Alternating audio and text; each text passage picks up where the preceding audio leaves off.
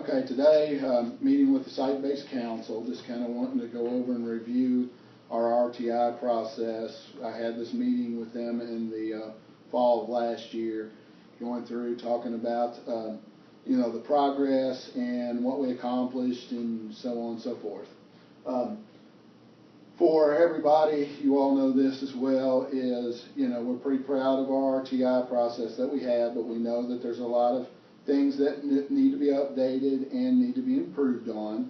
And Ms. Stahl came to me last summer, and we worked on it all year long because we're a little bit ahead of the other three schools, and we were using a lot of the things in our model to help with a district type model. And then as we went along, we kind of worked the kinks out and piloted it this year, and hopefully it'll be ready for the middle school and the high school to incorporate that this year is what we're hoping.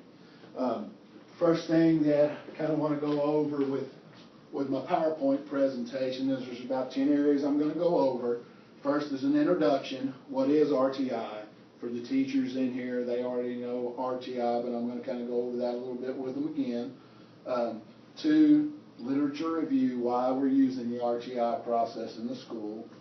3 is the purpose, the need for an effective RTI system at Northern Elementary and the Pendleton County School District. 4, I had 2 research questions that I wanted to try to answer, and I'll kind of go over those throughout the presentation. 5 is methods and procedures used at NES, so we're going to kind of go over those a little bit. 6, data resources used in the RTI process. I feel like our school is very, very data driven, and we do a very good job with that. 7 is the teacher survey data. One of the questions that I have is, did this particular process help the teachers because it was a little bit more detailed and so on. So we'll talk a little bit about survey results and so on when we get to that slide. 8 is the program results. 9 is actions and next steps that we're going to take for this year. And then 10, my conclusion that I found out with the process. Okay, first slide is just the Capstone project's title was Response to Intervention, a Structured Written Plan to Reduce Novice Performance in Pendleton County Schools.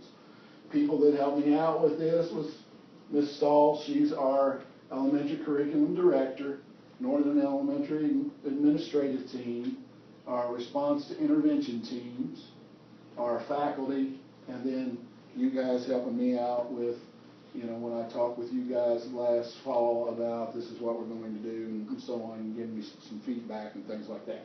So I appreciate that. Okay, if you want to go to the first slide.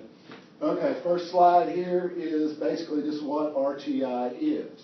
And really RTI is response to intervention, and what we're trying to do with students is we're trying to use ongoing assessment and targeted intervention to maximize student achievement. I feel like since we started doing that, I feel like we have made a lot of progress with our students and so on. You're going to be able to see later on that I think the particular program did help, especially this year with a lot of things that we did. Second bullet with RTI, at-risk students are identified for additional services and provided with evidence-based interventions. Here's one thing that I think we did a super job with. Student progress is continually monitored. We meet and meet and meet on student progress. If we don't do it in PLCs, teachers do it in grade level meetings. They do it during the planning time and so on and so forth. They're constantly talking about that. And then the last thing is, depending on what tier the student's in, you're talking about how intense the instruction is, how frequent, and so on. So if you can go to the next slide. Again, here's another page of some more things on what RTI is. It's a multi-tiered system. We'll get into that. Right now, basically what we've got is, most people know this, there are 3 different tiers to the RTI system. Everybody is in tier 1. And that's basically you're going through, and that's your core instruction that you get in the general education classroom. If if students are having a hard time and struggling in the classroom setting, then we go to a Tier 2 service for them, which gives them a little bit more specialized instruction, supplemental intervention type things, along with core instruction. Now, that's very important, is each one of these tiers, we make sure that we keep the core instruction in place. A lot of times, you all know this, more times than not, the classroom teacher is in charge of the Tier 2 instruction. Then the other tiers, the last one is Tier 3. If students are struggling in Tier 1 and Tier 2, then they get a little bit more intense, individualized instruction. A lot of times that's with an intervention specialist. Okay, if you go to the next one. Okay. Here's just some things on, again, what is RTI? Okay, according to the National Center of RTI, the essential components of a research-based RTI framework are data-based decision-making. Like I said, I really feel like we're very, very good at this particular thing, looking at the data and trying to make decisions for the welfare of that student. Universal screening. We use the universal screener. This year we were using STAR. Progress monitoring. We do that quite frequently. This kind of depends on what tier you're in, if it's a weekly monitoring process or if it's bi-weekly. And then I've already talked about your multi-level prevention as far as your Tier 1 through 3. So, okay, this is one that we've probably seen many times. We've seen the RTI pyramid, and just kind of go over it a little bit with you on that. Research indicates that approximately 80% of the students in school will respond to Tier 1 instruction or the classroom instruction that I just talked about a few minutes ago. Out of those 20% that do not, 15 of that 20% will respond well to the core instruction along with Tier 2 services. So then that puts us down to that last challenging 5%. And that particular group is also, along with the core instruction, they're getting, like I told you before, more intense instruction, a lot of times, like I said, with an intervention specialist. So, one of the reasons why we use RTI, or a few reasons why we use RTI, is RTI was signed into legislation in Kentucky in 2012 through House Bill 69. So, you know, they're telling us we need to make sure in every school and every district that we do this. You know, now each schools and districts a lot of times have a different process, and that's where we're at right now in Pendleton County. Not all the schools are on the same page, so that's what Ms. Stahl and I were trying to work out, is to try to get everybody on the same page. And so, you know, if they travel from one school to another, we can just pick it up just like that. Kentucky Department of Education developed the Kentucky System of Interventions Framework as our state's approach to RTI. RTI is the cornerstone of problem-solving system. I'm going to go through and kind of read a quote from David Prasay, and I agree with this 100%. That's one of the reasons why I'm going to kind of go through and read this one for you. Delivering scientifically based interventions with integrity and monitoring frequently is the key. How the student responds to those interventions provides an invaluable database of important information about the need to change or sustain the intervention in a timely fashion. So what he's saying here is you want to make sure that you're staying on top of the progress as far as the strengths and weaknesses of the students in your class. You're constantly monitoring that progress, and the key is to make sure that you're coming back and looking at that stuff, revisiting that, and then making those academic and instructional changes that you need to. A lot of times we're good at the data, but we're not good at exactly, okay, what do we do academically to work on that? And one of the things that we did this year with STAR is really looked at what I call the skills page, and we were looking at each area that a particular student was deficient in. We were picking out one or two things and concentrating on those things instead of doing a whole blanket approach like we have in the past, or a lot of schools and districts still do. You know, on this last bullet, just talks about, keeping focused and making sure that we have our professional resources basically concentrated in the right place. Again, some things on, why use RTI. The underlying premise of RTI is that students should not wait, or schools should not wait until students fall significantly behind. And basically you're keeping up with everything so they don't fall in special education. That's the key that we've got here. Even though this is going to be a good monitoring tool and good process, we want to try to do everything we can to help them before they get there. And going through and doing various interventions and so on, targeting those particular deficits and so on, hopefully will keep most students out of special education. Let's see. This bullet here with early intervention and database decision making, children who otherwise may have been identified for special education services will receive appropriate interventions. I touched on that one just a little bit. Last one, RTI can be both a system for providing early interventions to struggling students, and I touched on this a little bit, a special education diagnostic tool for evaluating and identifying students with specific learning disabilities. Okay, results of using RTI.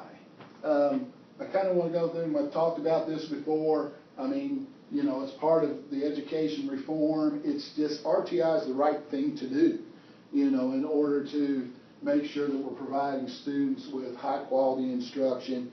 And again, instruction is geared to their strengths and weaknesses. Again, I think I've touched on this a little bit, quality instruction. We have assessment on that, whether we're doing, the progress monitoring or we're doing our universal screener, which is STAR, and so on. We're making sure that we're properly identifying those students, giving them that supplemental intervention that they need. And again, I touched on progress monitoring and so on. And then we have, and it shows, and I'll show you later on, that it did reduce novice learners this year with what we were trying to do. RTI can serve as a means for school change that will improve the educational outcomes for all students. And this one, with any school that starts this is probably one of the major factors that they're going to have to kind of deal with, and that's changing the mindset of the teacher. The teacher, when we first started doing this, the teachers were asking, well, why do we have to do this? What are we doing this for? Why are we doing that?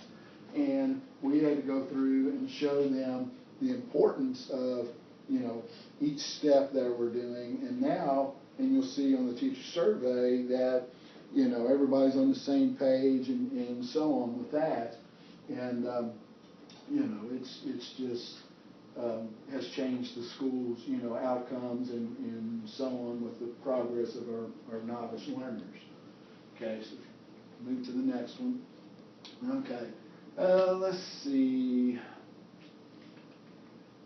This one right down here I want to kind of touch on a little bit. That meta-analysis of RTI research found large positive effects for both systematic and student outcomes. Your systematic was your reductions in special ed referrals. Like I said before, that's our goal. We want to make sure that we're doing that. The more kids that we can keep out of special ed, the better, as long as we're, using specific instructional strategies to do that. And then student outcomes, which is increasing our reading and our math scores and so on. Here's one here too that I thought was very interesting. The meta-analysis, can you go back one? Sorry. Okay, that's good. This one, the meta-analysis indicated that RTI also essentially eliminated the disproportional rate at which minority and male students were referred for special education evaluations. So that was kind of eye-opening for me. I didn't know that at the time. So, okay. Okay. Like I said, I've touched on this one. Basically, the true goal of RTI is to not to improve the special education evaluation methods and so on. It's to make sure that we're giving those kids the instruction that they need to be successful. Okay, if you want to go to the next slide. Okay.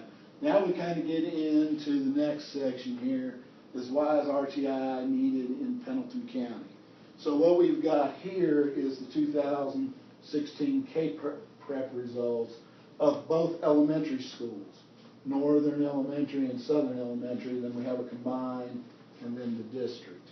And with me, the staff can tell you this, I'm never happy when we have any novice rates in double figures.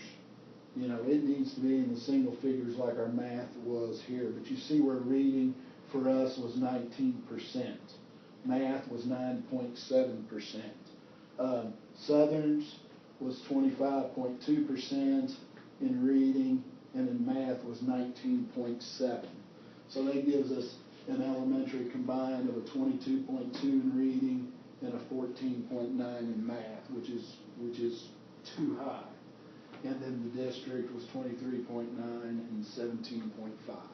So that's one of the reasons why we really needed to enhance what we were doing. We're doing some good things, but we need to enhance that and make sure that we've got specific guidelines on how to address those with exit criteria, entrance criteria, things of that nature. So, okay.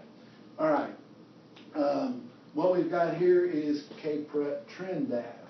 And if you'll see here, you have a comparison with 2014, 2015, 2016 with all, which is third, fourth, and fifth, then a breakdown of each grade level, also free and reduced lunch in your non-duplicated gap groups.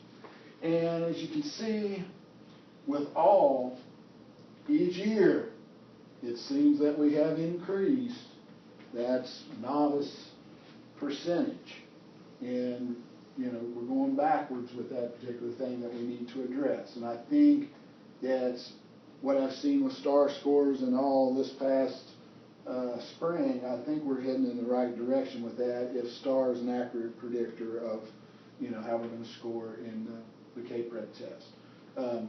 Grades 3, you see where their lowest area was 15.6 in 2015, and their highest was in 2016 at 18.6. It was still lower than the overall. Fourth grade, again, it looked like 2015 was our best year as far as that goes. There was a 16.3, but then it went back up to a 23.2. Fifth grade, their best year was a 9.9, went up a little bit here in 2015 to a 16.9, but then went back down a little bit at a 14.9 at 2016. Free and reduced lunch just constantly starts going up. That's an area that we're really concentrating on and this year, and we really looked at strategies and so on to be able to take care of some of that. So I hope that when we get our K-Prep scores back, that we'll see some improvements there. And then our non-duplicated gap group, again, we're still seeing a little bit each year of things going up.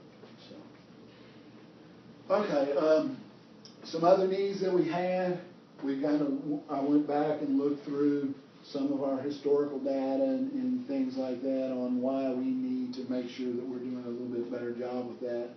Is bullet 1, we haven't hit our K-Prep delivery targets for proficiency in the last 2 years. So that's something that we really wanted to sit down and take a look at and make some adjustments there.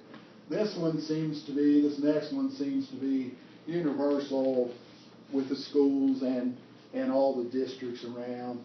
Our Bogance data shows that 52% of our entering students are not kindergarten ready. Everybody has that particular thing.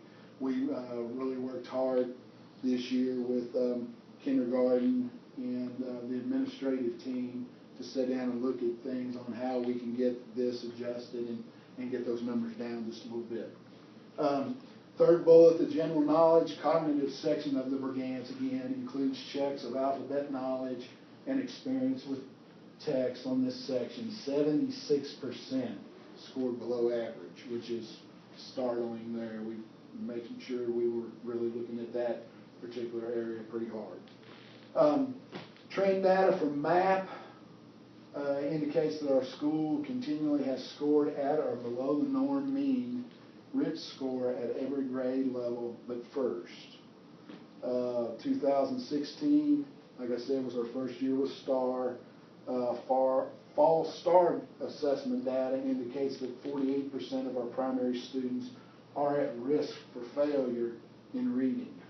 And it seemed like this year that our reading scores and the direction where we're going in reading kind of surpassed our math, which we were always pretty strong in. And then the last bullet was 38% of our intermediate students are not projected to reach proficiency by year's end, according to the 2016 fall STAR data. Okay, so purpose of the project. Ms. Stahl and I sat down and looked at every possible thing that we could look at. We looked at, where we're at with our process, where we want to be in the district process, trying to modify some things for middle and high school, and so on. So we looked at these particular things. We went back and we looked at the CSIP components in the reading and math to make sure that we were in line with those. One of the things that we really wanted to do here was merge the RTI process and the IQ discrepancy model to accurately identify potential special ed students. A lot of times with the RTI process, we'll have students that we feel like after, interventions, frequent and really intense in Tier 3 interventions, that a lot of that is just not working as well as we need to. So they are the ones that need to be referred for special ed, but a lot of times the discrepancy model was in our way. So we want to try to do something, try to mesh the two together to make sure that we get the proper services to the proper students. 3, develop a plan to decrease the amount of students performing at the novice level in reading and math. I think we accomplished that. It looked good. Now we just got to wait and see what the results look like, at the end of the presentation. Use the plan to develop teacher background knowledge regarding a multi-tiered intervention system. This one, I talked about schools sometimes not being on the same page, as far as the district and things like that. Like I had mentioned before, we're a little bit ahead of everybody else. But we found and knew this, that teachers in here, we were not all on the same page with a lot of things as far as the depth of the understanding, of the RTI process, what things to do, what things not to do, the types of interventions, strategies, and things like that. So what we were really trying to do this year was, and we did this in the last fall, is sit down and worked with them and showed them this is the written processes and things that we're going to try to do. Especially when it comes, and I mentioned this before, the entrance and the exit criteria. A lot of times we would sit there and this is an elementary school type mindset is, well, let's leave them in just a little bit longer because they're doing very well. And we really didn't have a set exit criteria. So we really went by those particular things this year a lot better than we had in the past. Assist teachers in making better instructional decisions. I just touched on that a little bit as well. Okay. First steps that we were working on was analyze current district procedures for RTI. We found some enlightening things there. Develop a new district RTI plan that models the Kentucky system of interventions. We worked on that all year long, trying to go through. We came up with a draft, and like I said before, we were piloting it. We were getting teacher feedback on how to make things a little bit better. One thing here that we found was trying to go through and make some adjustments on the paperwork and so on to condense that and make it a little bit more teacher friendly, but still get the same information that we wanted. Professional development for building administrators and teachers on the district RTI plan. Touched on that a little bit. It was very important to make sure that everybody understood that, or at least had a pretty good understanding of that, to where we could work with them throughout the year to get them where we wanted them to be. And then again, I touched on this a little bit, piloting the process in the elementary schools for this past year, with the plans of Ms. Stahl being able to take it to the middle and the high school this year. Okay, comes to my research questions. What did I really want to try to accomplish with this? What did we want to try to accomplish with the RTI process and so on, and get everybody on the same page with it? And I came up with two. The first one is, how effective is the RTI process in reducing novice performance rates? That's the whole idea of the whole thing. The less novice we have, that means that students are really on target, doing the best they can, and being successful in the classroom setting, which that's what we want. And then the other one dealt more with the teachers, with the use of a structured again, and written. We were a little structured, didn't have tons of written stuff, but that's the key right there: structured and written RTI plan, help teachers implement the RTI process. So here's basically the data that we use this year, and I've touched on some of it with, and again, I said this was, I felt like the staff was very good at collecting data. I remember when we first started doing PLCs and we were working on data, I had to lead them through a lot of these processes, where now they come in with their data already ready, and it's more of a teacher conversation about, these are the strategies that I'm using, these are strategies that I'm using, these are working, these may not be working, instead of me leading that particular thing. So that's what a true PLC needs to be. Again, like I said, we use current data. We really looked at trends a lot to see, again, across the grade levels, who's doing what, where you're making those kind of successes, and then throwing ideas and strategies off each other. Looked at individual student scores, grade level scores, school scores, district results, and then the individual gap groups. This is just confidentiality page right here, for this particular project. It's just stating the confidentiality of test scores and survey results was maintained at all times.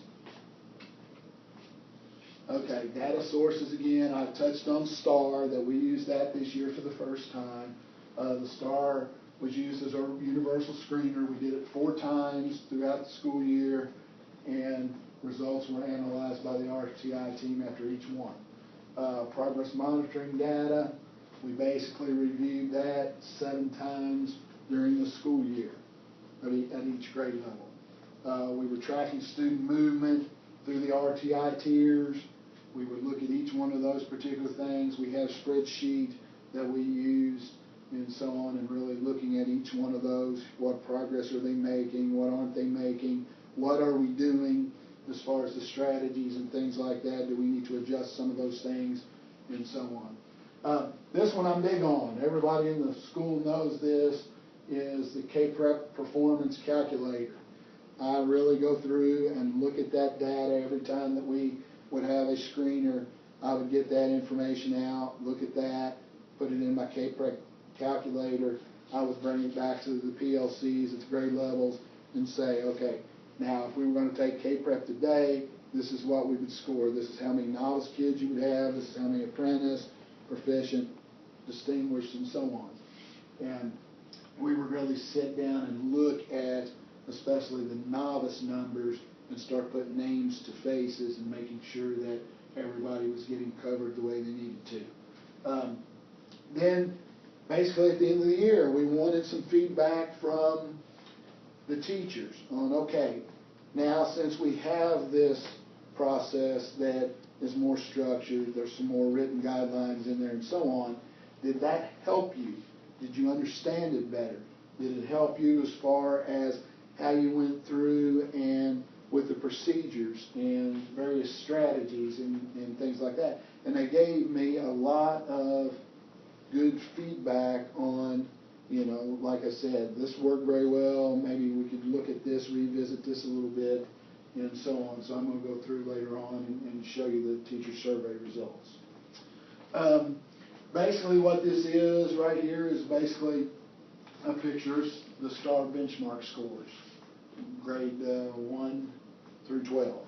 And on it tells you here distinguished, proficient, apprentice, and novice. As far as those, that's on K-Prep, and this is on RTI, to kind of give you a comparison.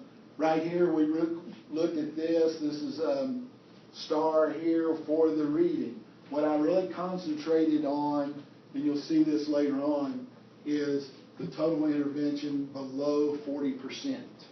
I went through and looked at these, but for reporting purposes, I used the total intervention below 40%.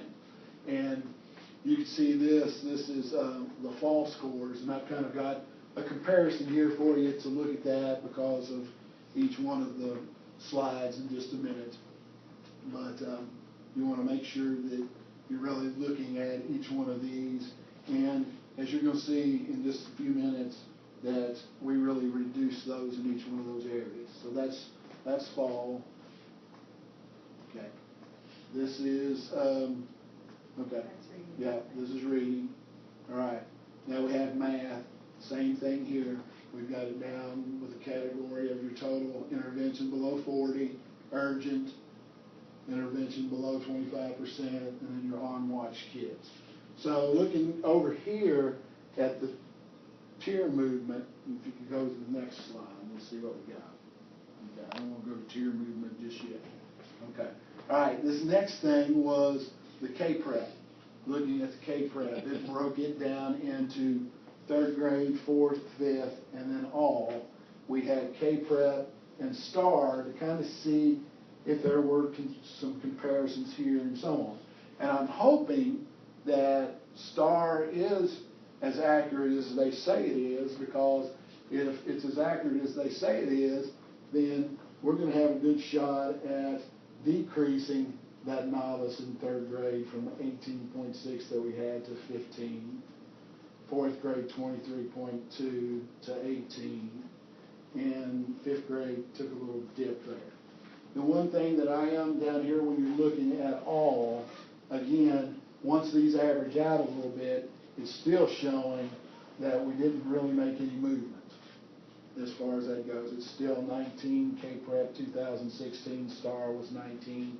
But looking at some positive things, we did increase our distinguished from 19.8 to 24, and we increased our proficient from a 36.9 to a 41. So there are some good things to look at there. Okay, math, same thing again here. You had your 3rd grade through 5th and your all, and that was your comparison with your K-Prep and your STAR. Here I knew math this year was going to be a challenging area for us, and it really showed as far as our map or our STAR scores and so on here. 3rd grade K-Prep was 11.6. STAR indicates it as an 18. 4th grade was an 8.4 up to a 14. 5th grade was a 9.2 to a 10. And all 9.7 with a 2016, and STAR 2017 was a 14. So that's an area that was really a concern to me. Okay.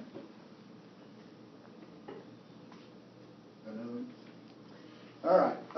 This is progress monitoring pie chart data here, which was, we're all about the schools are talking about, growth. Are we making growth? Are the students growing the way they need to be growing?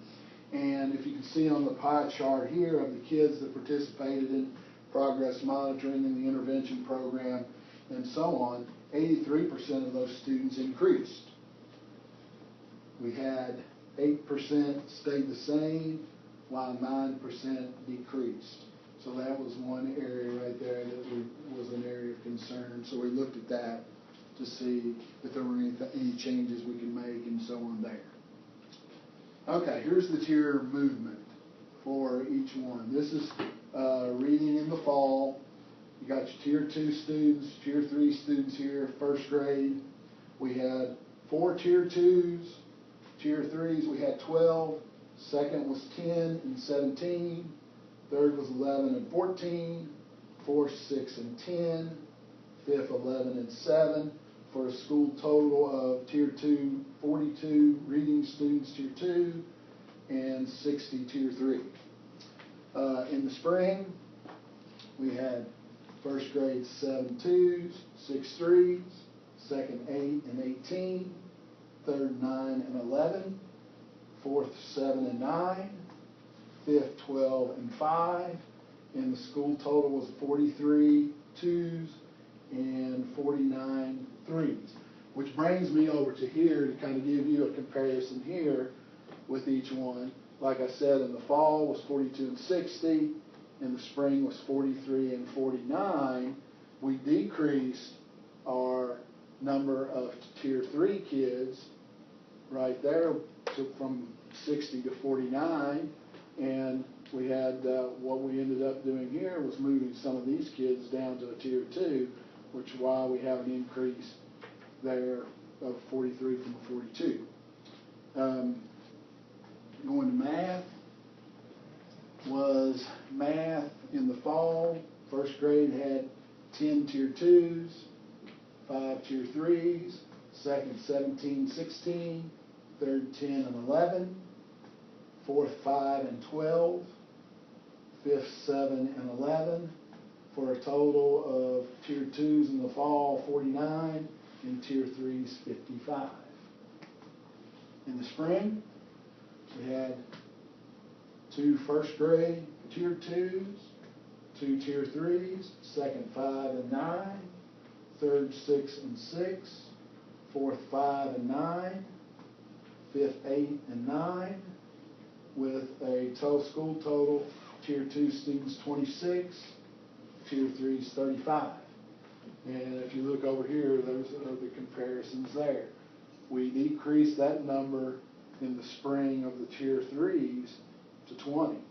And then 2 was 49, and we decreased those to 26. So that was very eye-opening and very encouraging for me, and put a smile on my face when I saw that. So that kind of answered my first question. Did this particular process, the way we did it decrease our novice rates? Which, according to the data that I showed you, it did. Now, the second question was actually, okay, now, did this help the teachers go through, understand the process better, and make them more effective in the whole process and in the strategies and so on? And that's where the survey results come into play. What I ended up doing here was really looking at what did I want to try to accomplish with this, and I went through and constructed the questions, and I think there's about 14 questions that the teachers had. The first one was 100% of the teachers feel the RTI process improved student achievement, which, I feel that wholeheartedly, based on the data that I just showed you. I think that it did do that. Next bullet, 100% of the teachers feel the written RTI plan helped them implement the RTI process effectively. This one I was pleasantly surprised with. I knew it would if everybody, came through, was really 100% on the same page, knew that this was, a worthwhile process, and the things that we went through with the PDs and helping them in PLCs and so on be more comfortable with the process. I knew that would work, but I'm glad everybody felt that way. Next one, 80% felt RTI team meetings were used effectively to monitor student progress. 78% felt the steps of the plan were explained and reviewed in a way teachers could understand. 83% felt there was adequate support given by the district to implement the plan. 81% felt there was adequate support given by the building administration to implement the plan. 89% felt they were given adequate time throughout the school day to implement the strategies with colleagues. And that's where they have their common planning times and things like that, grade level meetings, PLCs, planning time. Next bullet, 77% of the teachers felt comfortable implementing the RTI plan. 91% of the teachers felt the instructional procedures listed within the plan were clear and concise. 81% of the teachers clearly understood the RTI tier entry criteria. 93% clearly understood the exit. And like I said, these were the areas that we were kind of iffy on, with not really having a set list of this is what gets you in, this is what gets you out type thing. So I was pleasantly surprised that most people were comfortable with that and understood what we had to do there and the steps taken. 68% of the students felt the paperwork was manageable. That was one that we really had to sit down and look at. We got some feedback from the teachers on that to try to condense that, make it more teacher friendly, but still get the information that we need. 90% of the teachers felt that the paperwork could be more condensed. 85 felt that the forms provided met the needs of the process. So overall, I was pretty pleased with, the survey results with that. That shows us that we're getting on the same page, and we're going to be more effective and more concise and productive with that system. Results. Here comes down to the results part. How effective is the RTI process in reducing novice performance? I showed you the data there. I felt like that, like I said, it was eye-opening. I was very pleased with the results there. So based on STAR data analysis reading report, the RTI process is reducing novice performance in the area of reading. The total number of intervention students below the 40th percentile in the fall was 36%, which decreased to 25% in the spring. Every grade level decreased their number of novice students between 5 and 15%. So that's good that overall, we were showing a decrease overall school-wide. Last bullet, based on STAR data analysis math report, the RTI process is reducing novice performance in the area of math. The total number of intervention students below the 40th percentile in the fall was 18%, which decreased to 4% in the spring. Every grade level decreased their number of novice students between 2 and 12%, except first grade. First grade was the only group that did not show a decrease. Okay, next page. All right. The results: will the use of a structured written RTI plan help teachers implement the process? Based on the teacher surveys that I just showed you and the conversations with Northern Elementary teachers, 100% of the staff feel the RTI process improved achievement, and 100% of the teachers surveyed feel the written plan helped implement the RTI process effectively. My research, and this kind of goes back and going through and tying it all together, my research supports the effectiveness of the RTI process as discussed earlier in the presentation. When students have access to quality instruction and a purposeful, structured process is in place to ensure that struggling learners are, through the RTI process, identified early. And remember, that was a key, is identifying those students early and knowing exactly what they need and supported effectively.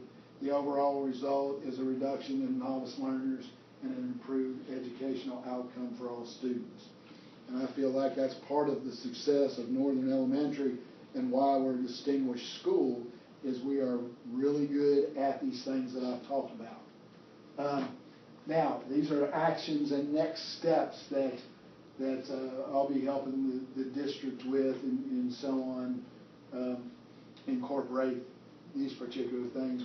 We've already did this. We've looked at the forms within the RTI plan to make them more clear and concise. We did that this summer. Make sure the forms meet the needs of the teachers. We've done that. Review the types of instruction under each tier for the effectiveness on targeted students. We did that in the spring with the teachers. Review the entry and exit criteria for accuracy. We went over that again, making sure, and we were working with the teachers on that, so we accomplished that. And make plans to expand the RTI plan to the middle and the high school. That's in the final stages of that, and Ms. Stahl will be incorporating that at those two schools. Conclusion. Bringing it down to the conclusion now. The response to intervention process at Northern Elementary has been successful by decreasing novice rates by 11% in reading and math school-wide. The formal process and paperwork were introduced to staff at the beginning of the school year to develop teachers' background knowledge in the multi-tier system and to assist teachers in making better instructional decisions with regards to student performance. Our job was to pilot the formal process, making plans to expand that. We did that. I think we did that very well. And it's ready, should be ready to go soon with the middle and the high. Future plans, here's some future plans. Include expanding the RTI plan to include behavior. This will be piloted at the elementary schools during the 2017-18 school year. Actually just had a meeting not too long ago today with the administrative teams at both of the elementary schools. We had I worked with Ms. Stahl throughout the summer on getting the behavioral system going, revising that, and we presented that to both our administrative teams today. Last thing is professional development will be conducted during the 2017-18 school year to help teachers continue to grow in their knowledge of RTI and appropriate interventions for students. That's a constant thing, it's a constant PD on that. And this is the bibliography sheet, you know, on when I did the research and so on with that. And that should get us, that's to the end. Does anybody have any questions? How sustainable do you think this program will be from year to year? I think, you know, it'll be different from year to year, you know, as far as results go. We know that because, you know, you'll be comparing apples to oranges. But I think now having that written process, you know, this is what we're going to do with this is what we're going to do with that, I really feel like it's going to be sustainable all the way through, even up to, like I said, into the middle school and the high school, because we're all doing the same thing now. So I'm really, and especially with the results that I've seen, I really am encouraged with the changes that we've made. So, anybody else got any questions? Do you think the behavior RTI plan will help target that free and reduced gap that you showed up there?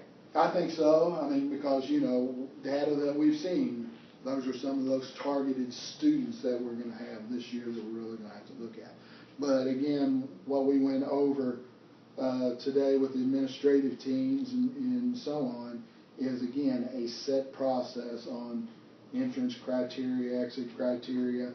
These are the strategies that we're going to use for each one, and how often we meet and things like that. I think that's really going to help out tons with that as well. So, anybody have any other questions? Okay, well, thank you very much for, you know, being my audience today.